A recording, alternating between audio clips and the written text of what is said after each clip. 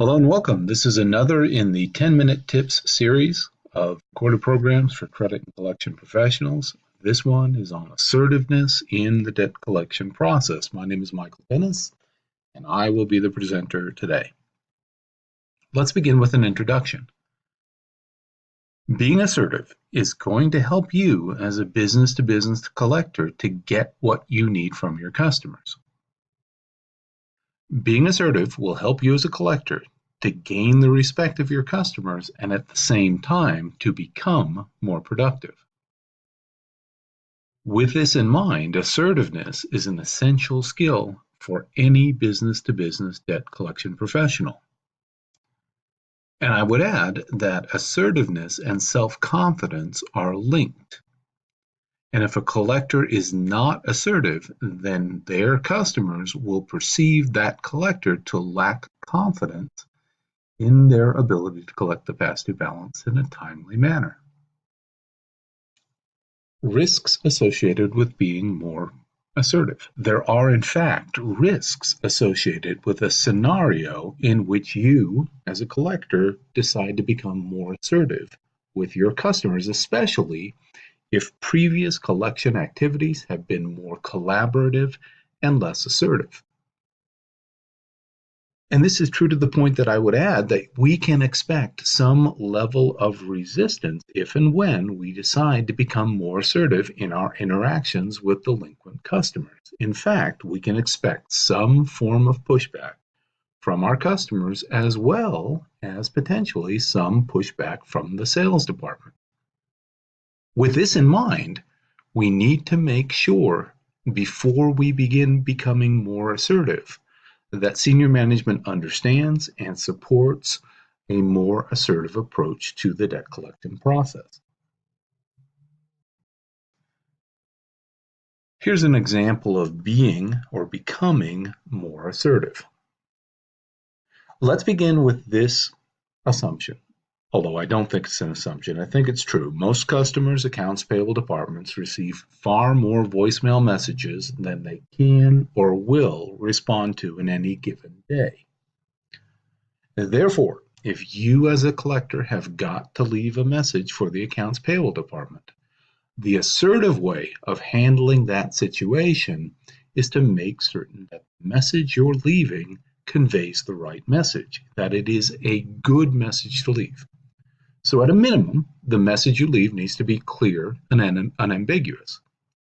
You need to be more assertive by indicating that your message is urgent.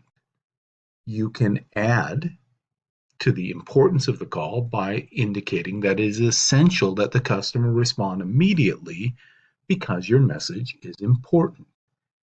In addition, you can develop more assertive techniques and styles by repeating your phone number at least twice before hanging up. Avoiding confusion. Please don't confuse assertiveness with aggressiveness. Assertive collectors explain their needs confidently and directly. Aggressive collectors are confrontational. Assertive collectors explain their needs without being confrontational. Assertive collectors are professional. They speak professionally, they behave professionally, they speak diplomatically, and they create appropriate limits and boundaries between the creditor company and the customer. Assertive collectors also look for collaborative solutions with delinquent customers. In contrast, aggressive collectors don't look for win-win outcomes, they look for win-lose outcomes. Aggressive collectors are unconcerned about professionalism, they're concerned about getting the past due balance paid at all costs. In other words, aggressive collectors tend to speak before they think. They can, in fact, insult customers by speaking over them, by arguing with them, and fundamentally by not listening to the customer.